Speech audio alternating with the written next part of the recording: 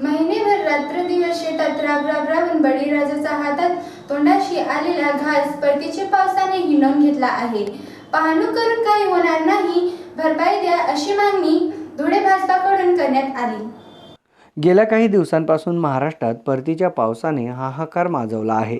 शेती पिकाचे अतोनात नुकसान झाले आहे। मुख्यमंत्री महोदयांनी नुकसानग्रस्त भागाचा दौरा सुरू केला असला तरी दौऱ्यामुळे शेतकऱ्यांचे अश्रू पुसले जाणार नसून शेतकरी रात्रंदिवस राबला व 2-3 दिवसातच त्याच्या मेहनतीवर पाणी फिरले आहे। त्यामुळे प्रचंड अडचणीत शेतकरी राजा सापडला आहे। शेतकऱ्यांना तात्काळ प्रति हेक्टरी 10,000 रुपये मदत जाहीर करावी या आशयाची मागणी धुळे जिल्हा ग्रामीण भाजपाच्या वतीनं करण्यात आली आहे। परतीच्या पावसाचा कहर धुळे जिल्ह्यात सर्वदूर पाहावयास मिळत आहे। काही ठिकाणी पीक पाण्याखाली गेले नसले तरी मात्र उत्पादनात प्रचंड घट निर्माण झाली आहे। पारंपरिक पद्धतीला छेद देत मराठवाडा व पश्चिम महाराष्ट्रातील शेतकऱ्यांनी जी मदत जाहीर होईल तीच मदत धुळे जिल्ह्यातील शेतकऱ्यांना देखील मिळावी। असं न झाल्यास धुळे जिल्ह्यातील शेतकऱ्यांसोबत भारतीय जनता पार्टी धुळे व जिल्हा ग्रामीण रस्त्यावर उतरून आंदोलन करेल असा इशारा देखील दिला आहे।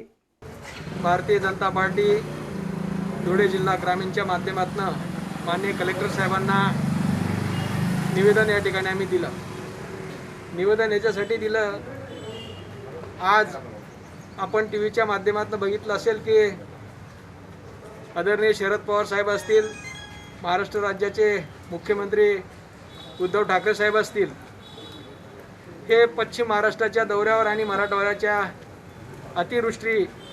अतिवृष्टीच्यामुळे जे पिकांचं नुकसान झालेलं आहे ते पाहणीचा दौरा त्यांनी केलेला आहे।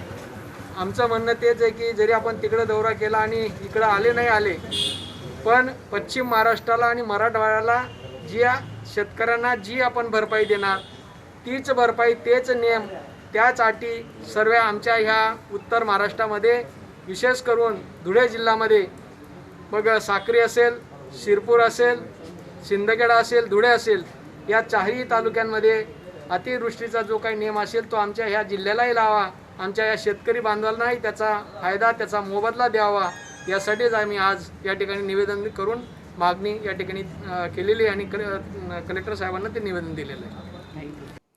MDTV साठी अभिजित मोहिते, धुळे।